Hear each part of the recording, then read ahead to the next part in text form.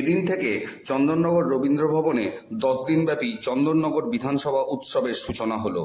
এদিন উৎসবের সূচনায় উপস্থিত ছিলেন চন্দননগরের বিধায়ক তথা রাজ্যের মন্ত্রী ইন্দ্রনীল সেন, চন্দননগর পৌর নিগমের mayor Ram Chakraborty, deputy mayor Munna Agarwal, Bhadreswar পৌরসভার পৌরপ্রধান প্রলয় চক্রবর্তী সহ পার্থসারথী দত্ত, শুভেন্দু মুখার্জি প্রভৃতি চন্দননগর পৌর নিগমের এমআইসি সদস্যরা এবং ভদ্রেশ্বর পৌরসভার অন্যান্য পৌর পরিষদ ও অন্যান্য কাউন্সিলররা। এদিন উৎসবে মঞ্চে বিশিষ্টজনেদের সম্বর্ধিত করা হয়। পরে বক্তব্য রাখতে গিয়ে চন্দননগরের মেয়র রাম চক্রবর্তী, মন্ত্রী ইন্দ্রনীল সেন বক্তব্য বলেন,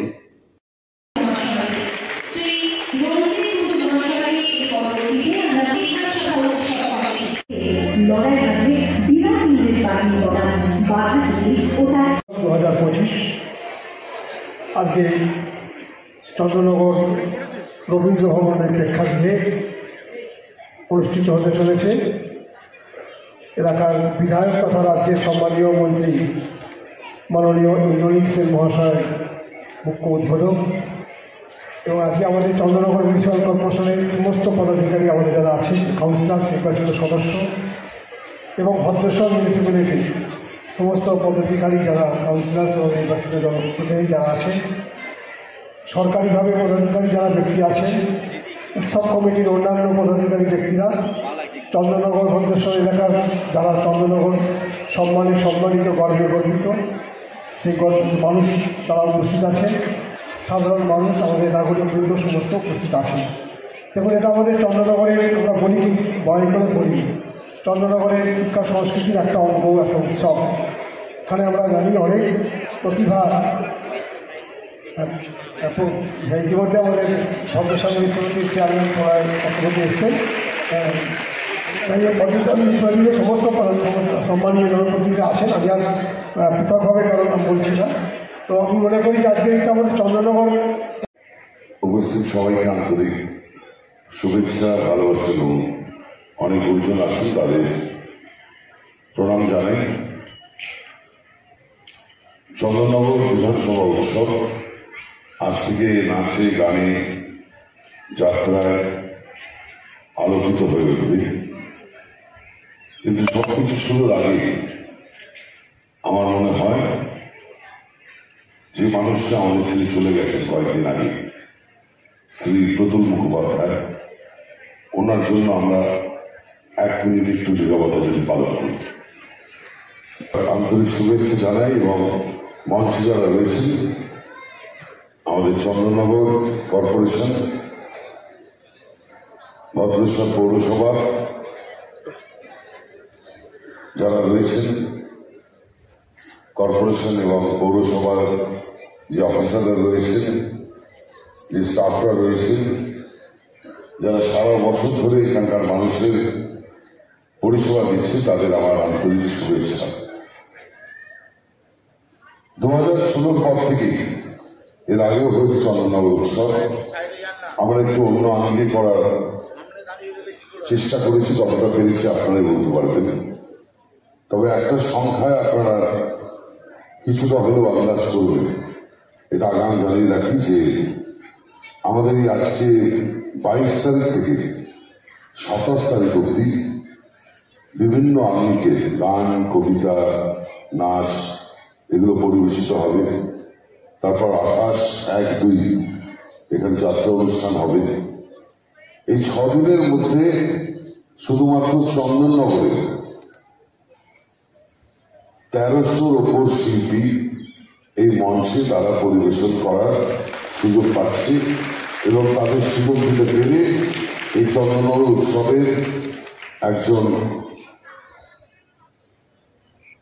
মেম্বার হিসেবে আমি নিজে গর্ববোধ করছি। আমি চাই চন্দননগর থেকে আগামী দিন আরো বিভিন্ন আঙ্গিকে বহু শিল্পী শুধুমাত্র চন্দননগরে নয়, কলকাতা, বাংলার বিভিন্ন প্রান্তে, ভারতবর্ষের বিভিন্ন প্রান্তে, বিশ্বের বিভিন্ন প্রান্তে, যাতে শুধুমাত্র চন্দননগর নয়, বাংলার নাম আরো তারা গর্বিত করবে। কিছুদিন আগে আমাদের ক্লাসিক্যাল কনফারেন্স হয়েছে, তার আগে গ্রন্থমেলা হয়েছে, বিভিন্ন অনুষ্ঠান আমাদের সারা বছর হয়।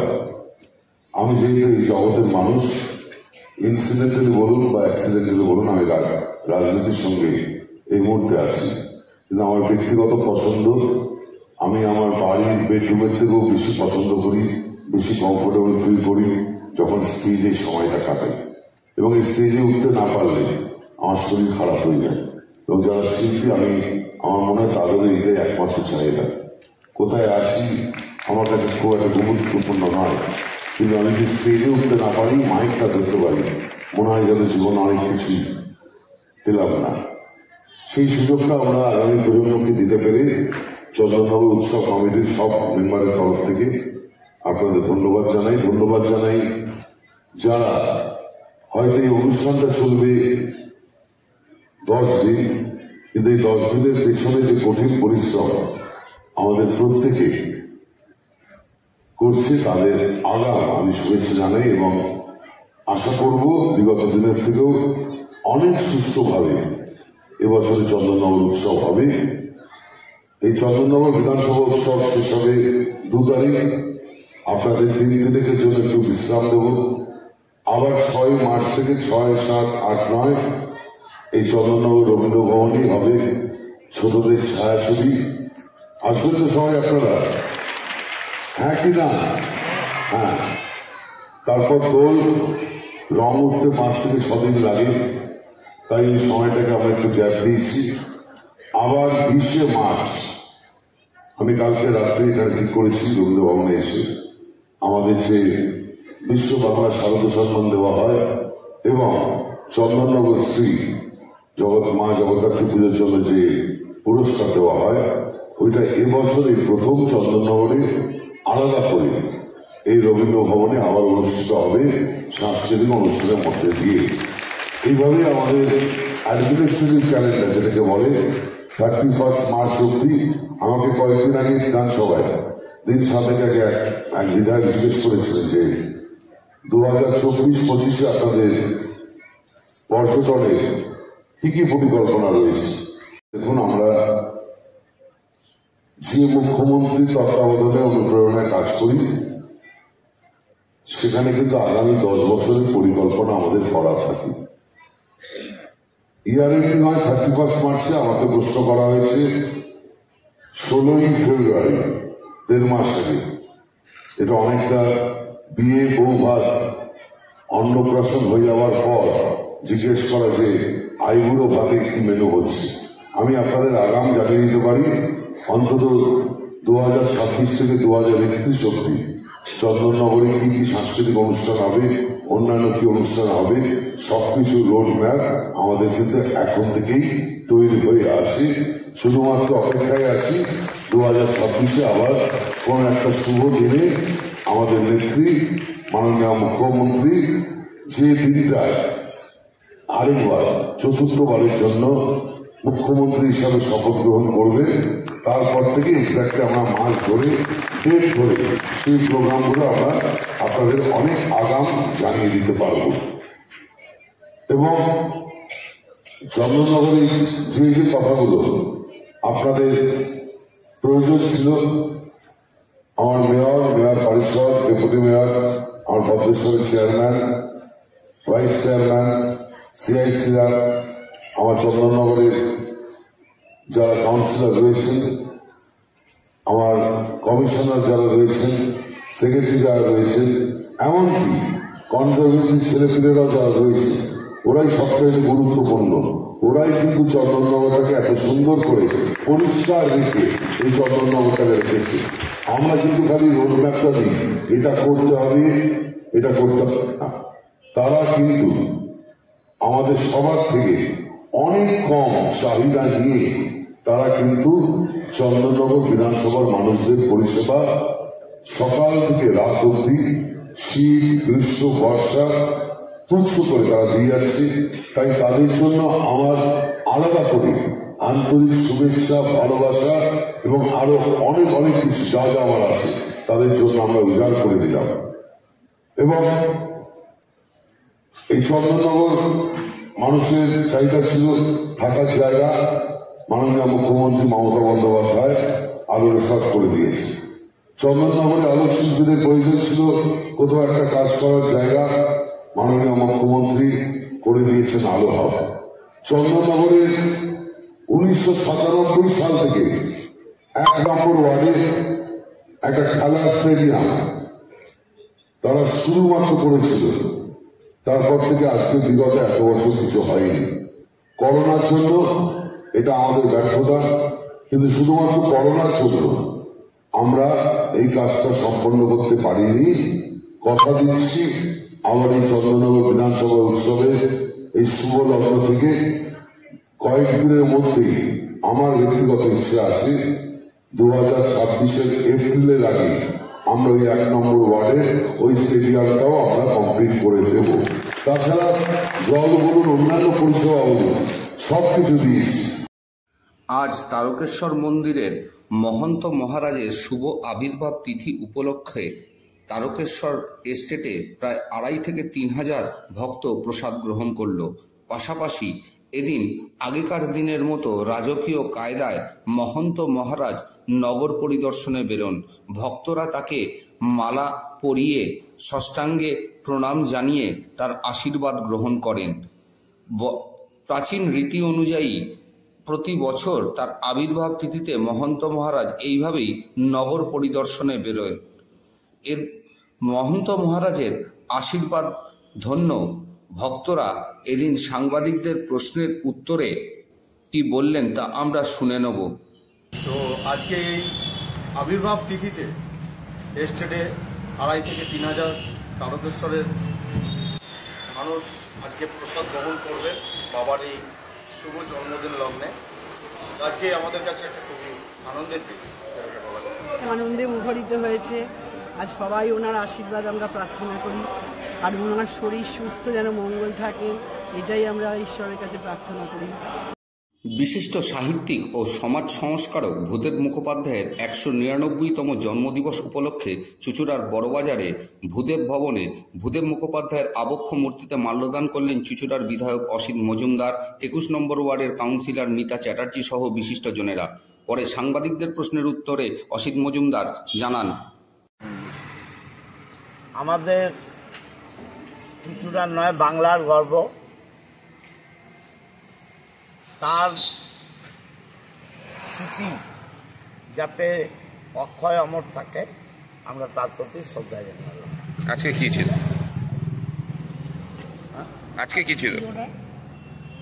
আজকে আমাদের ওনার জন্মদিন আমরা পালন করব।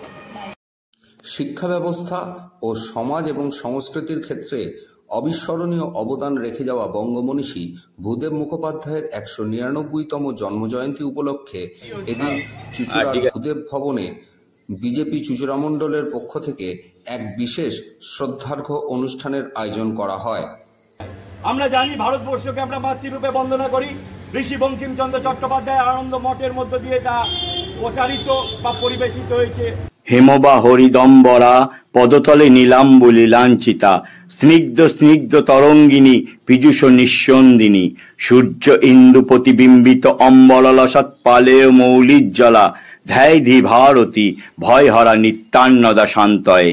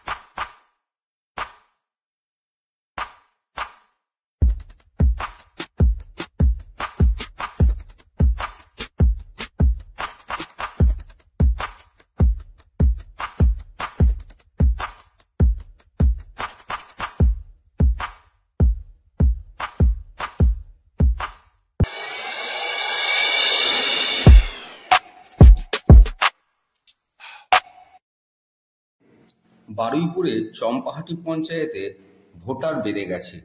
ভোটার তালিকায় ভুয়ো ভোটারের সংখ্যা বেড়েছে। ইসি বা ইলেকশন কমিশনকে সেটিং করে কেন্দ্রীয় এজেন্সি এই কাজ করছে। বাংলা এবং বাংলার মানুষ সচেতন বলে এখানে বিজেপি এখন শাক দিয়ে মাছ ঢাকার চেষ্টা করছে। এখানে এসব কারচুপি আর কুৎসা সফল হবে না, একথাই বললেন তৃণমূলের প্রাক্তন সাংসদ কুণাল ঘোষ।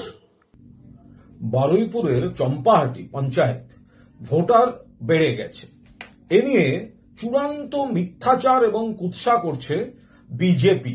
তারা বলছে তৃণমূল করেছে। বাস্তব হচ্ছে এই অনুপ্রবেশকারীদের বিষয়টা, যারা অবৈধ অনুপ্রবেশকারী, এটা রাজ্যের আওতায় পড়ে না। সীমান্তটা পাহারা দেয় বিএসএফ। সেখান থেকে গাফিলতি আছে বলে অনুপ্রবেশকারী ঢুকছে, এবং আমরা সতর্ক বলে, রাজ্য সরকার সতর্ক বলে, রাজ্য প্রশাসন সতর্ক বলেই কিন্তু এটা ধরা পড়ছে যে কে কোথাও যদি ভোটার লিস্টে উঠে যায়। এটা বিজেপি এখন শাক দিয়ে মাছ ঢাকার চেষ্টা করছে। আসল সমস্যাটা হচ্ছে ফিজিক্যাল ভেরিফিকেশন ছাড়া ইসি কে সেটিং করে কেন্দ্রীয় এজেন্সি একটা নতুন মডিউলে এরা এইভাবে বহিরাগতদের নাম তুলছে। এরা কিন্তু এই অন্য রাজ্যগুলোর পর, মহারাষ্ট্র বা অমুক রাজ্যগুলোর পর বাংলাকে টার্গেট করে ভোটার তালিকায় কারচুপি করছে। ফিজিক্যাল ভেরিফিকেশন নয়। কে ধরলো? রাজ্যের প্রশাসন ধরছে। তো সুতরাং তৃণমূলের দিকে আঙুল না তুলে তৃণমূল বিজেপির এই চক্রান্ত ইসির একাংশকে সেটিং করে ফিজিক্যাল ভেরিফিকেশন ছাড়া ভোটার তালিকায় অনলাইন সিস্টেমে ভুতুড়ে ভোটার ঢোকাচ্ছে। এটা গভীর চক্রান্ত। এটা মাননীয় মুখ্যমন্ত্রী সরব হয়েছেন, প্রতিবাদ করেছেন, আমাদের সকলকে নজর রাখতে বলেছেন। প্রশাসন পুরোটা এই স্ক্রুটিনি বা যেখানে যা নজর রাখার দরকার তা করছে। আমরা পুরোদস্তুর সতর্ক আছি। আর ইসির একাংশের সঙ্গে সেটিং করে এত বড় বিপজ্জনক খেলাটা এরা খেলছে বাংলায়। এটা কোনো অবস্থাতেই এইসব ছলচাতুরি সফল হতে পারবে না। বান্ধবীর সাথে বচসার জেরে গুলিবিদ্ধ চণ্ডীতলার অপসারিত আইসি জয়ন্ত পাল হাসপাতাল থেকে ছাড়া পেলেন। এদিন তাকে সাংবাদিকরা প্রশ্ন করলেও তিনি মুখ খুলতে চাননি। তবে জানা গেছে যে গুলিটি তিনি নিজেই নিজের হাতে চালিয়েছিলেন বলে পুলিশকে আপাতত প্রাথমিকভাবে তিনি জানিয়েছেন। কিন্তু গুলিটি যেহেতু দেশি পিস্তল থেকে চলেছিল, তাই পুলিশ আধিকারিককে দেশি পিস্তল কে দিল সে নিয়েও প্রশ্ন উঠতে শুরু করেছে। জেলায় গ্রন্থাগারগুলিতে কিছু কর্মী নিয়োগ হওয়ায় গ্রন্থাগারের প্রতি পাঠকদের আগ্রহ আবার বাড়তে শুরু করেছে, এমনটাই পাঠক মহলে শোনা যাচ্ছে। বাকুলিয়া ব্লকের ধীরেন্দ্রনাথ পাঠাগারের গ্রহণযোগ্যতা সেই ছবি আমাদের ক্যামেরায় ধরা পড়ল। পাঠাগারের প্রতিষ্ঠাতা ধীরেন্দ্রনাথ মুখোপাধ্যায়ের ১৩২তম জন্মজয়ন্তীকে সামনে রেখে বিভিন্ন সাংস্কৃতিক প্রতিযোগিতার আয়োজন করা হয়। শনিবার এই প্রতিযোগিতায় প্রায় ৩ শতাধিক প্রতিযোগী অংশ নেয়। কেউ আবৃত্তি, কেউ সঙ্গীত, কেউ নৃত্য, কেউ অঙ্কন প্রতিযোগিতায়। এ বিষয়ে পাঠাগার কর্তৃপক্ষের তরফে জানা গেছে, প্রতি বছরই এই ধরনের প্রতিযোগিতায় দূর দূরান্ত থেকে বহু ছাত্রছাত্রী অংশগ্রহণ করে।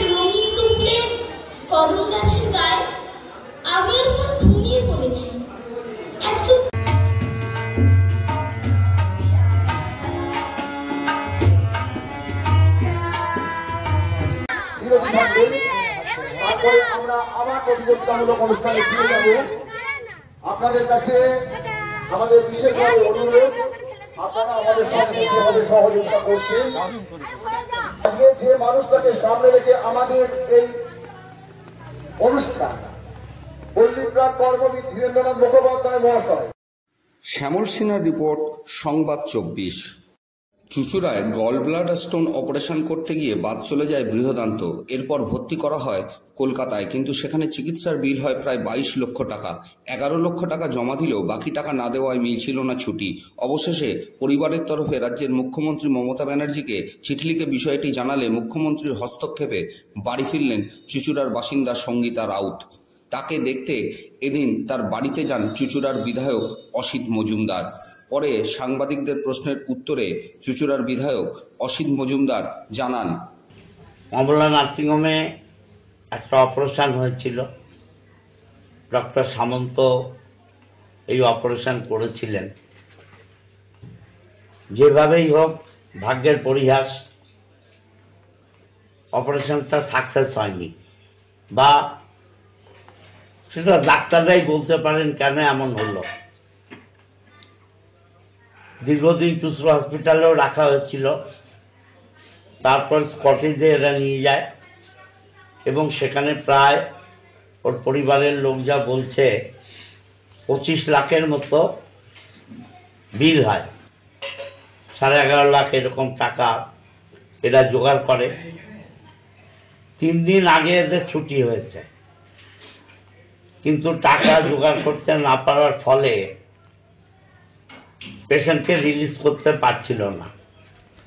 তারপরে এরা নবান্নে যোগাযোগ করে, চিফ মিনিস্টারের সাহায্য নেয় এবং চিফ মিনিস্টারের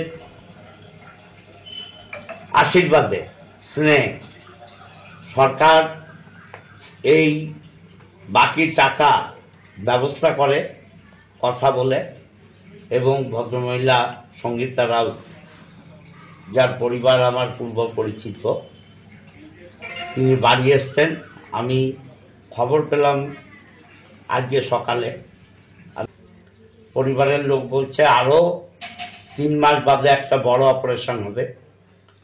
সেই অপারেশনেও আমি বলে গেলাম যে এস্টিমেট করে আমাকে দিতে, চিফ মিনিস্টার রিলিফ ফান্ড থেকে।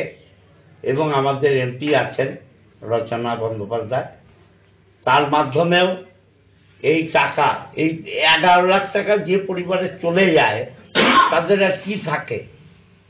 অতএব এর পরের চিকিৎসাটা যাতে সরকারি খরচে হতে পারে সেটা আমি দেখি। অন্যদিকে সাংবাদিকদের সঙ্গীতা দেবীর ছেলে অনিকেত রাউত বলেন, ওনার কাছে আমরা চিঠি দিয়েছিলাম। একটা চিঠিতে আমরা যতটা পেরেছিলাম ততটা অ্যামাউন্ট দিতে পেরেছিলাম ওখানে, আর পারিনি, পেরে উঠছিলাম না। তার জন্য ওনাকে চিঠি দেওয়া হয়েছিল যে আমাদেরকে হেল্প করুন। ওই এত ফাস্ট অ্যাকশন উনি নিয়েছেন কি একদিন মধ্যেই চিঠিটা ওনার রিপ্লাইটা হসপিটালে চলে গেছে, আর হসপিটাল রিলিজ করে দিয়েছে, পরের দিনে রিলিজ করে দিয়েছে। হসপিটাল থেকে কি ফোন করা হয়েছিল? হসপিটাল থেকে ফোন করেছিল কি আপনারা কিছু আমাদের অফিসে কিছু বলেছেন, সিএম এর কাছে, ওখান থেকে এসছে আমাদের কাছে। তাহলে আমরা যোগাযোগ করতে বললেন, যোগাযোগ করলাম। তারপর বললেন উনি ঠিক আছে কথাবার্তা বলে ওনারা বললেন ঠিক আছে ছুটি দিন। তারপরের দিনই ছুটি দিয়ে দিলাম। তার কোনো টাকা পয়সা দিতে হয়েছিল? না, 1 পয়সাও দিতে হয়নি আমাদেরকে। এখানে কি করে নিয়ে আসা হলো? মাননীয় মুখ্যমন্ত্রী আমাদের জন্য অ্যাম্বুলেন্সও করে দিয়েছিলেন ওখান থেকে আসার জন্য। আমাদের কিছুই করতে হয়নি। আচ্ছা, ওনারা শুধু ডিসচার্জটা, কাগজটা দিলেন আর আমরা নিয়ে আসলাম।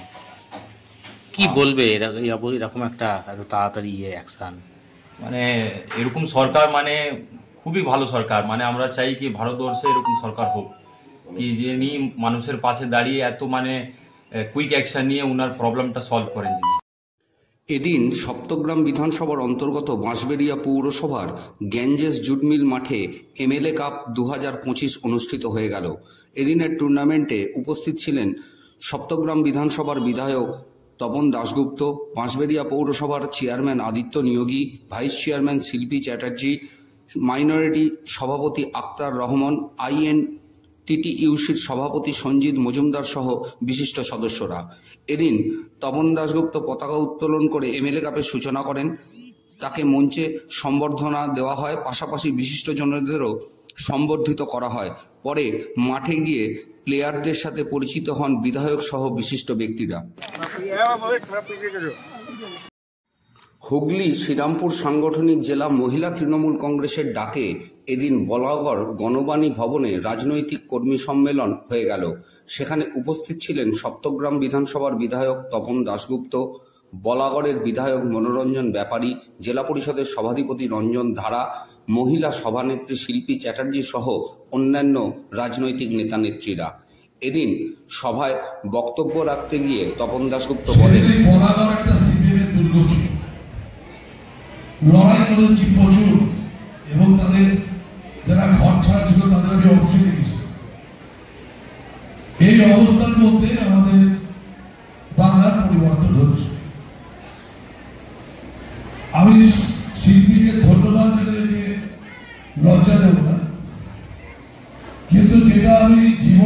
রাজনৈতিক জীবনে 40 বছর আমি সোজা সাপটা কথা বলতে গিয়ে অনেকের কাছে খারাপ হয়েছে, তাতে আমার কিছু এসে যায়।